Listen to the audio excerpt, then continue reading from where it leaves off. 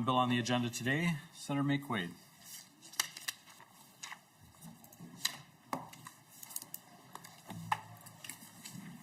Welcome to the committee. Senate File 1119 is in front of the committee. Thank you, Mr. Chair. I'm going to plug in my PowerPoint here.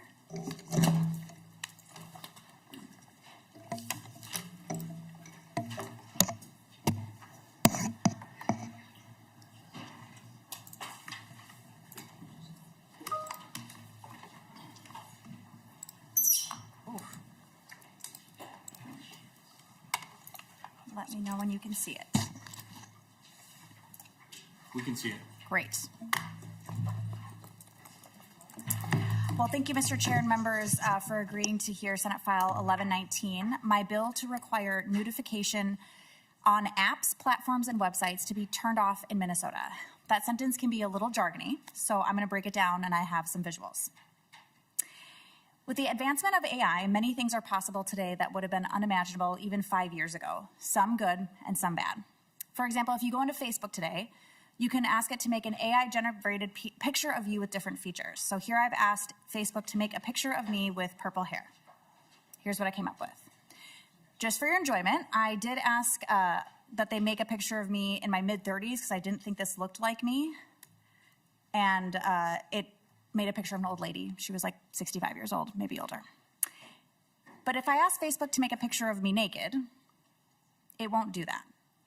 It says, I can't do that. Can I help you with something else? And to be clear, Facebook can do that. It just doesn't have the function turned off. This is true for many generative AI programs that we're familiar with. But there are apps, platforms, and websites that will nudify a picture of someone, and that will take a video or a picture of them clothed and then depict them naked or engaged in sexual acts. Or will take an already existing pornographic video or image and then take someone's face and put that on that and generate a new pornographic image or video so it appears that the clothed person is now the naked person in the image or video. And because AI is both very advanced at this point, as well as trained on pictures and videos of naked people that already exist, the nudified photos and videos look very real. So I think a lot of people think AI looks like what I showed you before. It's realistic, but it's clearly not a real picture of a person. It's something between a realistic drawing and a real picture. But this is what actually AI looks like now. This is an AI photo. Now, I can tell you, and I think we didn't zoom in on this anymore. I'll show you the flaws here. There's 1, 2, 3 knees here. This, true to AI, they still haven't gotten hands and fingers right, so that's how you can tell. But if you were a casual viewer, if you were scrolling through a social media platform, you would not know that that picture was not real. So here's what that means for us. Any person can take a picture of any one of us, from online, in the grocery store, walking down the street, put it into an app, and create a real-looking photo or video of us naked. And they could put that on social media. It means that any person can take a picture of our children, our grandchildren, from online, the grocery store, playing at the park, put it into an app, and create a real-looking pornographic video of them naked. These apps are available on every cell phone, every computer, for every person of any age. They're downloadable in the Apple Store and the Google Store. And it is creating real problems, especially for kids. So my bill simply requires that apps, platforms, and websites have the nudification functions turned off. They can still make pictures of people with purple hair, however inaccurate the age may be, but they cannot nudify them. This legislature took great strides to prohibit the dissemination of non-consensual sexual deepfakes in 2023. But we based that law off the prohibition on non-consensual dissemination of sexual imagery, or the revenge porn law. That crime in the revenge porn law is when dissemination happens. And while basing laws on already existing legal frameworks is usually the best way to move forward, there was one mistake in criminalizing the dissemination of deepfakes, and it's because the harm here is in the creation. They shouldn't be made in the first place. Make no mistake, these apps, platforms, and websites are as easy to access as ChatGPT. Children are nudifying their classmates, their teachers, their friends' siblings. Adults are nudifying children. In fact, just 6 days after this bill was first heard in the Judiciary Committee, this former school district employee was federally indicted for taking photos of children he worked with and using AI technology to create sexual abuse images. You will hear from my testifiers how much this technology can ruin lives. It shouldn't be available anywhere, but We control Minnesota, and it shouldn't be available to Minnesotans. And with that, Mr. Chair, I would turn it over to my testifiers. Thank you, Senator. Can Megan Hurley and Jessica Guistoli please come forward?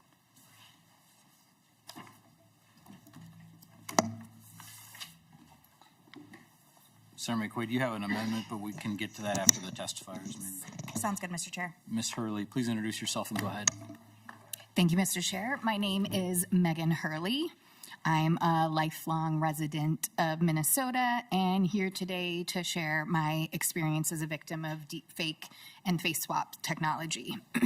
I learned this past summer in June of 2024, a man I'd known for over 20 years and once considered a close friend, used a picture I posted to my private Facebook page and an easily accessible website he was paying for to make hyper-realistic nude images and pornographic videos of me and around 80 other women, most of whom also call Minnesota home. This has created irreversible harm to me and these other women. I cannot overstate the damage this technology has done. It broke me open to be violated in this way. I missed 2 months of work, depleted my savings, and went into debt to try and recover from this, as well as to identify and notify these other women. My workplace has made great efforts at cost to them and a loss to myself to make me feel safe at work. I'll let you know, I'm a massage therapist, which is a profession that's unfortunately already sexualized. I've been humiliated. I have never taken nudes. I have never exchanged nudes with anyone. However, because of this easily accessible technology, there will be porn of me on the internet forever. It is far too easy for one person to use their phone or computer and one of these sites or apps to make synthetic, intimate imagery of you, your friends, your family, your children. And I do not understand why this technology needs to exist and find it abhorrent that there are companies making money in this way. I'm happy to support this stronger legislation to hold these companies accountable and help prevent harm to other Minnesotans. Thank you. Thank you, Ms. Hurley. Appreciate your courage. Ms. Gistolese, please introduce yourself and proceed. Good afternoon, members of the Senate. Before I begin, I want to thank Senator Maye Quade for inviting me here to speak today, and I will in advance apologize for my voice being a little shaky. I'm kind of uncomfortable talking about this in public so far. Hello, my name is Jessica Gustolese. I am a Minnesota resident for over 25 years, and I am here today to share my direct experience as a victim of deepfake and face swap technology. I strongly urge your support for SF 1119. This bill offers a vital step in protecting Minnesotans from the devastating consequences of this technology, and I implore your support for its swift passage. In June 2024, I was made aware that a former roommate of my now husband and I, someone I trusted, considered a close friend for over 20 years, used a family photo from my private Facebook account to create multiple pornographic videos and images. Not just one, but multiple. Not just of me, but of over 80 other women, some of whom my brave friends are still working to identify today. I cannot overstate the harm this technology has caused. I was afraid to leave my house for weeks. I suffered and still suffer trying to understand who to trust. When I go out with my husband for dinner, I look around and wonder who knows that I am one of them. But for me, this damage extends beyond my persistent anxiety and feelings of re-victimization. Because these images now live on the internet forever, my career is in jeopardy. Not knowing if or where these images have been distributed, I had to contact my HR department and let them know what happened.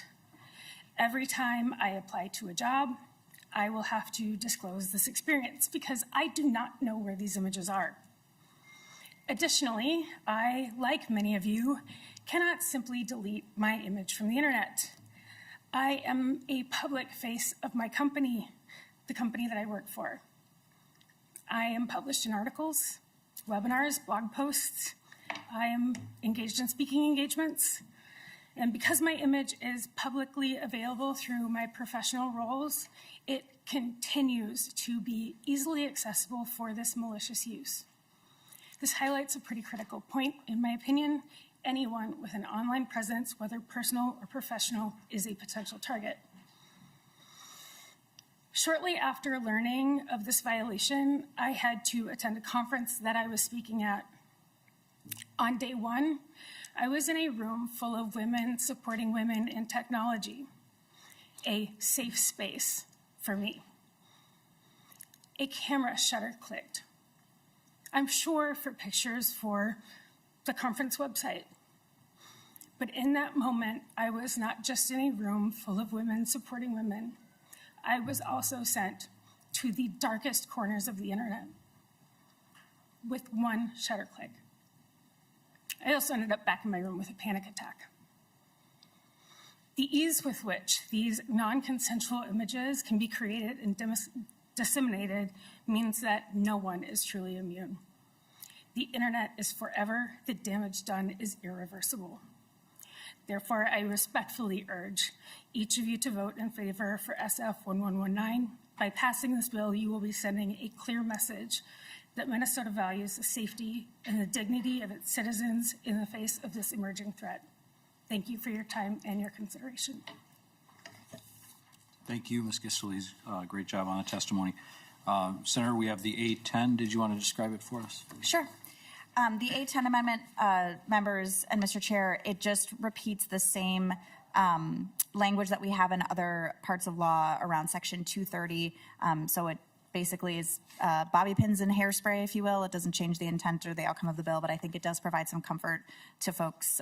So that is the amendment. Senator Rasmussen offers the A10. All in favor say aye. Aye. Opposed? A10 is adopted. Questions or comments from the committee on the bill as amended? Senator Rasmussen. Thank you, Mr. Chair. And first off, thank you, Senator Maye Quade, for working on this issue and really appreciate your testifiers coming and sharing their story today so that we can understand this issue. One question I had, Senator Maye Quade, is on page 1, line 14 of the bill, where we talk about a person who owns or controls a website, and it goes on to list how we're defining nudification in this bill. And I want to understand, so this bill is basically going after the individuals who have these software programs or these different applications that do nudification. Is that right? This isn't going after the users, the person that are using the tools. This is going after the person who is providing that tool. Am I understanding that correctly? Senator Maye Quade. Thank you, Mr. Chair. And Senator Rasmussen, yes. And I think a thing to know about how the nudification works, so most of the apps don't just do nudification. I mean, that's why people mainly use them. I think somewhere around 90% of AI imagery on the internet is pornographic in nature. But kids who use it will go and they'll try to make themselves into Legos or Hobbits. But because this is available as part of that app or that website, it'll kind of take them there, and that's why this is so prolific with kids. And thinking about who is at fault here, it really is like we don't want this to be created at all. And so it's going after the folks who have the ability to turn off this function. We could, I suppose, criminalize the possession or the creation of deepfake sexual imagery, but when it's so easy to make, people are just going to keep making it, and that was where we kind of landed with this. So it was a good question. Thank you. Senator Rasmussen. Thank you, Mr. Chair, and thank you, Senator Maye Quade. I think that's helpful. And one question I have kind of in that same page 1, line 14, where it says a person, is that a natural person? Like, is that like a human being that is engaging that has liability, or is it broader than that? I'm just trying to understand when we say a person, that can be defined differently in different parts of law. Senator Maye Quade. Thank you, Mr. Chair. And Senator Rasmussen, it's a person as we've defined in law to be, I think, business, also a corporation can also be part of it. It's a person as we've defined it in parts of law as it relates to ownership of things. Senator Rasmussen. Thank you, Mr. Chair, and thank you, Senator Maye Quade. Yeah, I just think that's important, that we define those things so that there aren't questions later on. And but I appreciate helping answer some of those questions. Mr. Chair. Senator Maye Quade. Thank you, Mr. Chair. I will add that part of the reason we put the word controls in there is there was a fear about what if someone hacks something and turns it on or makes it usable. So in that instance, a person would be in control of that website if they've hacked it. And so it was to make sure whoever is in control of it is liable. Mr. Chair, one more Senator question. Rasmussen. Thank you, Mr. Chair, and thank you, Senator Maye Quade. And I agree that nudification applications and software should be banned. I don't think they have any place in our society. I guess one question I have is we obviously have a lot of AI technology that is out there, and I'll kind of talk about it as like the structural AI technology, where whether it's a Chat GPT or some of these other companies that provide AI platforms for people to use. And in your bill, I'm just trying to understand the demarcation. If you had someone who's using that kind of broader technology for bad things, it would just be the person that's creating the nudification application. It wouldn't necessarily be the back end technology that they're utilizing. I'm trying to figure out like where that line is. Does that make sense? Senator Maye Quade. Thank you, Mr. Chair. I think your question makes sense. I'm going to answer what I think it is, and you tell me if I'm answering your question. The reason I use the Facebook example is because it is very easy, and most, I would say, commercial AI, generative AI that maybe some of us use, doesn't have this turned on. Like if you go into ChatGPT and you ask it to make a nudified photo, it won't do it. And the reason why is because that's how the code is written, right? They train AI on real pictures and images and videos of real people. But when you build what it can do, like you say what it can and can't do. And so it is to go after what it allows it to do. So if you're using an AI, I guess, foundation, as you described it, to then build a platform that does nudify, if it allows it to do that, it would be everyone who's involved in that chain of that nudification. So we want this turned off. And I will just note, too, that this is a federal bill. This should be a federal bill. And we are shopping this out to other states. Maryland, I think, is interested in Colorado, Utah. But in the absence of federal action, I think this is one way to start getting at what I hope becomes a federal bill. Senator Rasmussen. Thank you, Mr. Chairman. Thank you, Senator Maye Quade. And thank you. I think that does answer my question, so thank you. The only thing, again, I think we need to prohibit nudification. I just think this can be like a very complicated ecosystem, and I just want to make sure that we're going after the bad actors who are letting this happen, and not necessarily having a chilling effect on AI technology overall in Minnesota, because I think there are some benefits, but we need to make sure that we're going after something that is clearly a harm to Minnesota. Senator Maye Quade, a couple questions that came to my mind based on your answers. Do you know if other states have legislation like this? Thank you, Mr. Chair, for the question. So I actually just spoke with a senator in Maryland yesterday, and I've spoken to legislators in Colorado. But to my knowledge, most are maybe 2 years behind us and going after the dissemination of sexual deepfake AI imagery. They haven't gotten here yet. So if I'm a Minnesota resident and I go on Photoshop app or whatever and try to nudify, but that app is sort of based out of New York City or the Philippines or something, and they allow me to do it, are we able to sort of pursue them? This might be more a question for industry experts or the council, but do you know, will Minnesota law be able to capture their violation? Thank you, Mr. Chair. And not a lawyer. I could just play one on TV. But the way that we have this structured is that if a Minnesotan is allowed to access it, if a user is allowed to access it in Minnesota, then it would give the ability to go after them wherever they may be based. Further questions from the committee? Senator Dames. Well, thank you, Mr. Chair. And could you tell me, Senator, the states that already have something like this, do you know what kind of penalties they're charging or what kind of penalties they have in their bill versus what we have here? Senator Maye Quade. Thank you, Mr. Chair and Senator Dames. So we would be the first state to pass a bill like this.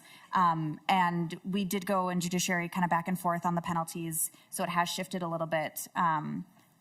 So we did kind of pull a number from the air, but wanted to have it be one that is strong enough to really deter this kind of behavior in Minnesota, or to deter this kind of access to be allowed in Minnesota. Senator Dames. A follow-up, Mr. Chair. My only concern is if you have a young person, 19, 20, 21 years old, they should not be doing this, and I fully support that. I am concerned about the stiffness of the penalty, because if they were actually fined $500,000 and people started assessing their wages and stuff like that, I mean, these people probably will never see the light of day when it comes to get out of under that. So, is that what we're looking for, or just, they need to be penalized, not a problem. I don't have a problem with the bill, but I do think that might be a pretty stiff penalty, but I'm not so sure what all you went through to arrive at it, so just, if you just comment on that. And Senator Maye Quade, I think the penalty would actually be on the platform or the app that generated the image, but I'll let you answer. Go ahead. Thank you, Mr. Chair, and yes, you're correct. So Senator Dames, we made a strategic decision with this bill to, instead of criminalize an individual person who does it, to actually say that that technology shouldn't be available to individuals, and that it's the fact that it's being made available in the first place is the problem. And so, as I kind of said to Senator Rasmussen, we could go down the route where we criminalize making it. That's not going to stop people from making it. And especially because it's so easy to access, right? Kids just download the app on their phone and here it is. And so, and why would they think that an app that they could download on their phone and something they could do on their phone is illegal with such ease and regularity? Turn myself into a Lego, turn my teacher nude. And that's why we were actually going upstream to try to solve the problem. Thank you, Senator, and thank you, Mr. Chair. Senator Frantz. Thank you, Mr. Chair. Thanks, Senator. Count on my yes vote on your bill, and thank you, testifiers. I know it's hard to come here, but it magnifies the impact of your testimony. Now we have it. We will take it with us and share it. So thank you for that. I actually did have a question on a slightly different. I thought I heard you say people are going to do it anyway, so we don't want to criminalize it. Am I getting that correctly? Senator Maye Quade. Thank you, Mr. Chair, and Senator Frantz. Yeah. Okay.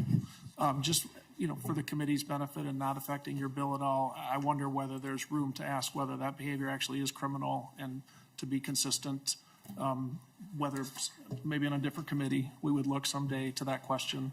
I'm not proposing that the platforms themselves shouldn't be criminalized, but, at the moment that it's done intentionally, which is the testimony here, sounds like a criminal act. So just throwing it out there, Mr. Chair. Again, count on my yes vote. Thank you, Senator, and thank you, testifiers. Senator Rest. Thank you.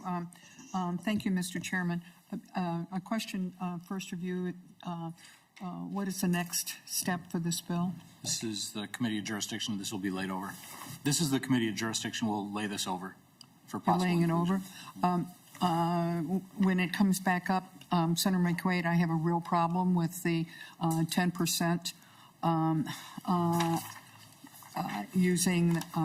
Being able to use 10% of a grant for administration. We have been cutting back on that percentage over and over and over again in bills that are before committees for programs that we have for in state agencies. In the tax bill, that limit is going to be 3% toward the department. We have seen, and we're trying to curb that a lot in the Finance Committee. So, Mr. Chairman, I don't sit on finance, of course, but I work closely with Senator Marty on the costs of grant administration, and I can assure you respectfully that 10% is too high. Senator Rest, can you show us where in the bill there are grants? Yes, and it is administration? on, where is it? I saw it first. I just read it. 2.27. Oh, yes, it's 226, 227, up to 10% of the appropriation is available for grant administration. What we've also experienced is when something says up to 10%, they spend 10%. And we've been trying to be in this age much more tight-fisted with money that is set aside from the purpose of the grant to pay for grant administration.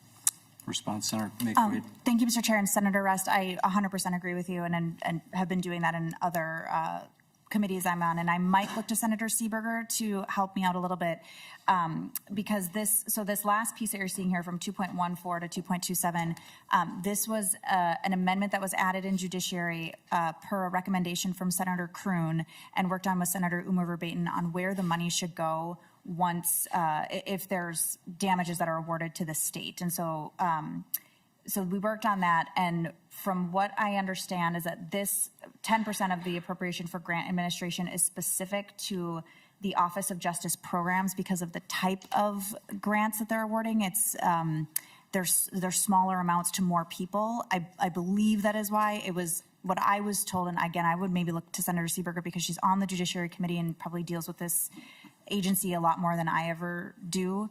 But I was advised that by members of the Judiciary Committee, which is why you see it here. I'm not married to it in any way. I was just trying to follow their expertise.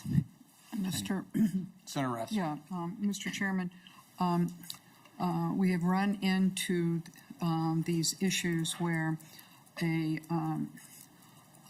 maybe that would never be that much, but where a grant that was $1 million all of a sudden is not $1 million, it's $900,000 because $100,000 of it was allowed for to a nonprofit for grant administration, and it has been it is one of the things we look at in the Legislative Audit Commission, which is a ripe place for fraud. So just letting you know, it is a grave concern when the percentage of a grant is this high, that we need to pay attention to. And Senator Marty and I have a bill on it. I won't go into that now, but please take a hard look at that because I will be doing so too. Senator Thank Seeberger, you. your name was mentioned. Did you have any comment on the 2 points? I don't. I can't shed any more light on it than Senator Maye Quade did. I'm sorry. Senator Maye Quade. Thank you, Mr. Chair. This part is new, and while important, not the deal breaker for the bill. I would want to talk to the two senators on the Judiciary Committee that I worked on it with, but whatever the prerogative of the chair, and as you move it through finance, feel free to do what is necessary.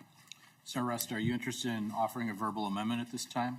No, Mr. Chairman, I just want to alert us to the problem. All right. I mean, it's the first time I've seen it. I'm not. I like the policy. I just don't want it to get into trouble. I misspoke earlier. that This will much be money. laid over here, but it will be included, I believe, in the Judiciary Omnibus. Maybe I'd make a suggestion at a later time. Yeah. Sounds good. Any further committee questions or feedback? Senator Maye Quade, any closing comments? No, thank you, Mr. Chair. I really appreciate the committee's time. And Senator Friends, you bring up a really, really interesting point about criminalizing making this, and it's something we talked about a lot in making this bill, because we've criminalized the dissemination of sexual deepfakes, and hopefully here now we can prohibit the making them. I think the issue that we continue to come back to is how to prove something is AI, especially with how realistic it is nowadays. And it's going to become more and more difficult. And so instead of trying to go after individual people, it was just like, let's just not have them be made. And I think a lot of them will be kids. I think that's my greatest fear, is that we have a lot of kids wrapped up in the juvenile justice system for a thing they can access on their phone. But your point is very well taken. Senator Friends. Basically the same, Senator. Thank you, Mr. Chair. I mostly just mentioned it, Senator, because we want to have this bill and others deter behavior. And I hear you. Just more keep it in mind as we go through. I'm with you. We don't want to put out law that becomes unworkable or raises some other questions, but I do think we want to deter the behavior. And the quickest way the IRS gets compliance is they put a big ass fine on you if you don't file on time. And I think if we want to reduce this, we could ask about the actors themselves. I also think it sends the right message for this particular type of criminal activity, worth looking to see what we might do to deter it in that way. And by the way, on the grant administration, when you get to finance, you can amend it that way. We've had this discussion a million times. Do they use too much? And count thought on it was me staying to here. count on me if it were to get to finance through the judiciary omnibus to work with you if you want to talk about that.